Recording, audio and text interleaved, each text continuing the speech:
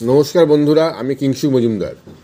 আজ আমি আপনাদের কাছে নিয়ে এসেছি লেখক শ্রী কৌশিক সামন্তের লেখা মেলানকলির রাত বইটির পাঠপ্রতিক্রিয়া। এই বইটির প্রতিটি গল্পই স্বতন্ত্র ও পাঠকের মনে এক ভিন্ন অনুভূতি সৃষ্টি করে। একাকিত্ব একটি অভিশাপ। একাকিত্বকে মানুষ ভয় পায়, আতঙ্কিত হয়ে ওঠে, অজানা ভীতিতে শিহরিত হয়ে ওঠে সে অসহায় মুহূর্তে। লেখক এই বইয়ের গল্পগুলিতে এক আতঙ্কের ছবি ফুটিয়ে তুলেছেন, যা পড়তে পড়তে পাঠক শিহরিত হয়ে উঠবে।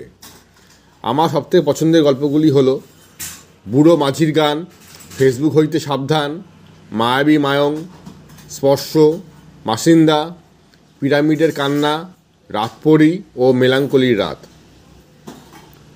বুড়ো মাঝির গান গল্পে রবিন ও মার্থা এক গ্রামে ছুটি কাটাতে যায়। রাফায়েল তাদের ট্যুর গাইড। ঘন জঙ্গলের মধ্য দিয়ে বয়ে চলা নদীতে ভাসতে থাকা ছোট নৌকো চলতে থাকে গন্তব্যের দিকে। রাফায়েল গল্প থেকে তারা জানতে পারে পুরনো এক দুর্গের কথা, যেখানে লুসি আর ফ্রান্সিসের ভালোবাসার কাহিনী ও তার করুণ পরিণতি। কিন্তু রবিন ও মার্থার কী হলো গল্পের শেষে?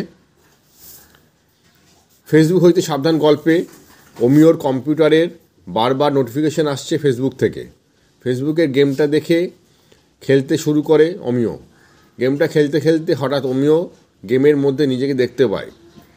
ফেসবুক পাজেল গেমে খেলতে গিয়ে কী হলো অমিয়র? মায়াবী মাং গল্পে বাল্যবন্ধু শুভম ও অরিত্র তাদের পরিবারের সাথে ঘুরতে যায় আসামে।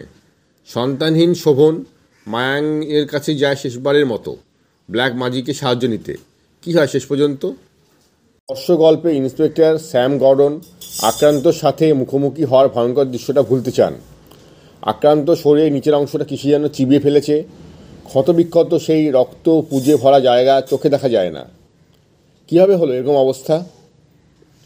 মাসিন্দা গল্পে পুরুলিয়ার বরন্তির পাশেই জঙ্গল রয়েছে মাসিন্দা দেবীর মন্দির। যে দেবীকে তুষ্ট করতে পারলে দেবী দর্শন দেন পূজা নিবেদনকারীদের আকাঙ্ক্ষিত প্রেয়সী রূপে। এটা 3 বন্ধুর গল্প।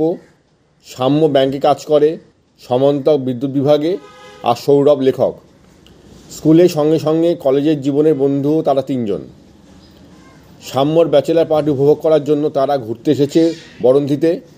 বন্ধুরা সৌরভকে বলে একটা গল্প শোনাতে। সৌরভ বলে এই গল্পটা বরন্তির পটভূমিতেই। মাসিন্দা বরন্তি গ্রামের একটি মেয়ে, খুব অল্প বয়সে বিধবা হয়ে গিয়েছিল। দেখতে নাকি অপরূপ সুন্দরী ছিল সে। ডাইনি সন্দেহে পুরো গ্রামের ছেলে বুড়ো মিলে মাসিন্দাকে পুড়িয়ে মারতে চেয়েছিল। ভয়ে দৌড়তে দৌড়তে মাসিন্দা পুকুরে পড়ে মারা যায়।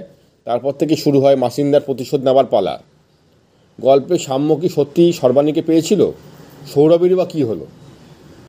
পিরামিডের কান্না নামটা শুনে বোঝা যাচ্ছে প্রাচীন মিশরীয় সভ্যতার কথা উঠে এসেছে এই গল্পটিতে। তবে শেষের দিকে অতীত, ইতিহাস আর বর্তমান এমন একটা জায়গায় মিলেছে যার করুণ পরিণতি সত্যি কষ্টদায়ক। রাতপরি গল্পে প্রাণীবিদ্যার অধ্যাপক Charles University of Ohio professor স্যামুয়েলের বাক্স থেকে কী পান?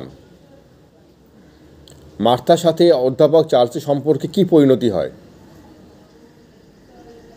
মেলানকলির রাত গল্পে পুত্রহারা সিনথিয়া বড়দিনের আগের দিন রাতে শান্তার থেকে কী উপহার পেয়েছিল?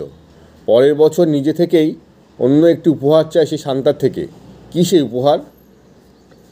মেলানকলি শব্দটাই খুব সুন্দর, আকর্ষণীয়। লেখক কৌশিক সামন্তের লেখনী যথেষ্ট সাবলীল, টানটান উত্তেজনা ভরা এই অলৌকিক ছোট গল্প সংকলনটি। বইটিতে মোট 20টি গল্প আছে এবং প্রত্যেকটি গল্পের শেষের দিকে আছে টুইস্ট। বইটির প্রচ্ছদ খুব সুন্দর। বন্ধুরা, আজ এই পর্যন্তই। আমি আগামীকাল আসবো আবার অন্য কোনো একটি বইয়ের পাঠ্যপুস্তক নিয়ে। ভালো থাকবেন সবাই। নমস্কার।